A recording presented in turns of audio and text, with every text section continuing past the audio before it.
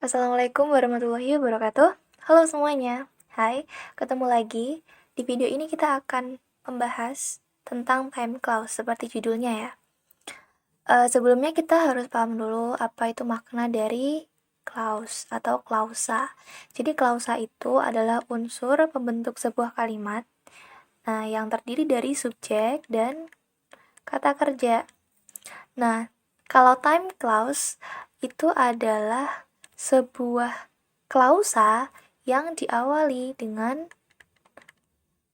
time words. Nah, time words ini contohnya seperti since,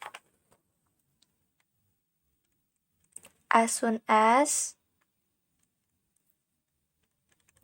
when,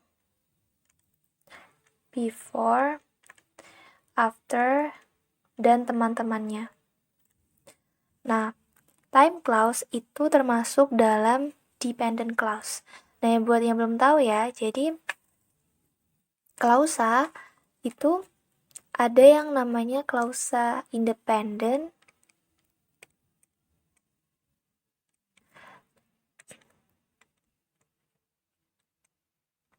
dan ada juga yang klausa dependent. Nah, klausa independent itu adalah klausa yang bersifat bisa berdiri sendiri. Jadi dia nggak perlu pelengkap karena maknanya udah jelas, udah lengkap.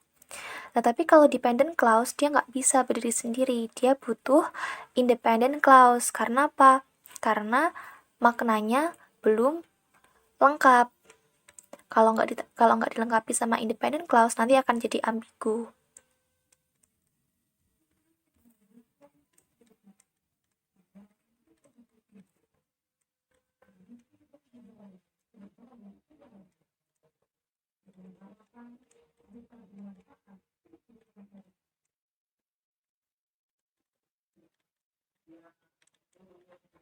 Nah, ini contohnya di sini ya. Contoh dari dependent clause itu adalah kayak gini.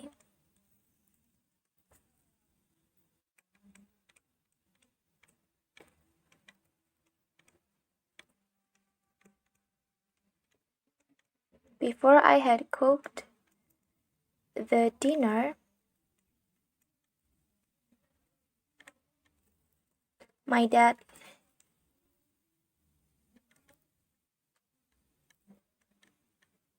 came. Before I had cooked the dinner, my dad came. Dependent clause itu yang ini, before I had cooked the dinner. Kalau semisal kita tutupin nih, yang my dad came ini kita pura-puranya kita tutupin gitu ya. Sebelum aku masak makan malam. Nanti kalau misal yang bagian independent clause yang my dad came itu hilang, informasinya akan ambigu. Apa nih sebelum aku masak makan malam ada apa? Makanya, karena informasinya masih ambigu, belum jelas, makanya kita perlu independent clause untuk melengkapi maknanya. Nah, kalau semisal independent clause, dia tanpa dependent clause pun bisa. Semisal before I had cooked the dinner ini kita tutupi ya. Jadi tinggal my dad came. My dad came. Kalau semisal aku ngomong my dad came, ya udah ayahku pulang. Informasinya udah jelas, udah tersampaikan dengan lengkap gitu. Nah, karena time clause ini adalah dependent clause, maka dia perlu independent clause dalam strukturnya. Nah, nanti ada yang namanya beberapa jenis time clause yang namanya future time clause dan ada juga yang namanya past time clause. Nah, future time clause itu adalah time clause yang main clause-nya atau independent clause-nya itu bertenses future. Dan kalau future time clause itu nanti bagian time clause-nya dia bertenses simple present atau present perfect. Nah, contohnya kayak gini ya. When I graduate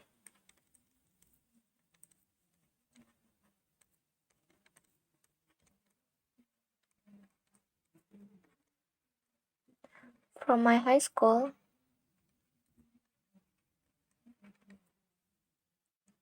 I will go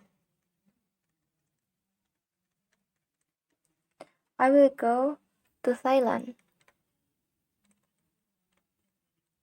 Di sini kalau kita lihat bagian independent clause-nya adalah I will go to Thailand, ya kan?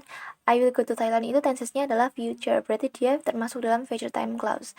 Nah, karena dia future time clause, maka bagian time clause-nya ini dia bisa menggunakan simple present atau present perfect.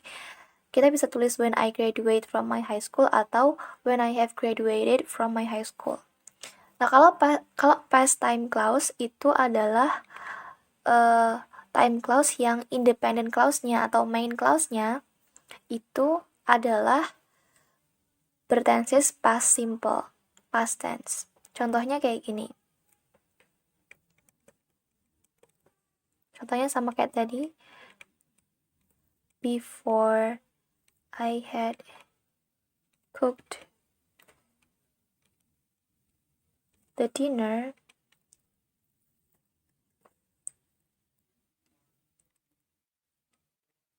my dad came. Di sini kita bisa lihat independent clause-nya kan yang bagian my dad came, ya kan? Dia kan menggunakan past simple. Maka bagian time clause-nya itu menggunakan past perfect simple.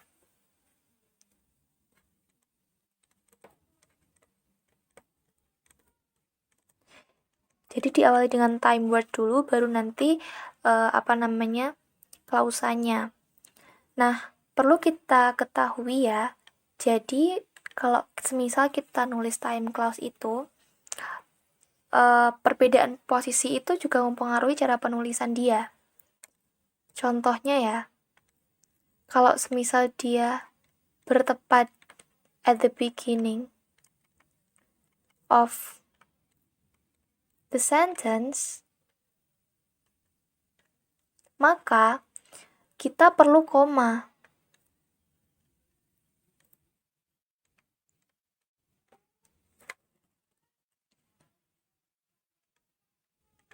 Dia perlu koma setelah time clause-nya. Tapi kalau semisal dia terletak at the end of the sentence,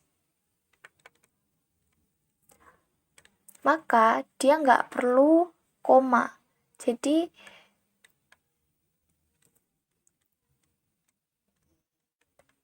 tanpa koma kayak gitu.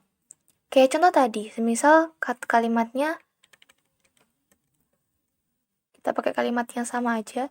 Before I had cooked the dinner, he came. Before I had cooked the dinner, he came. Kalau semisal dia berada di depan, jadi before I had cooked the dinner, di dinner ini kan bagian time clause di depan, maka kita perlu koma kayak gini. Ini komanya.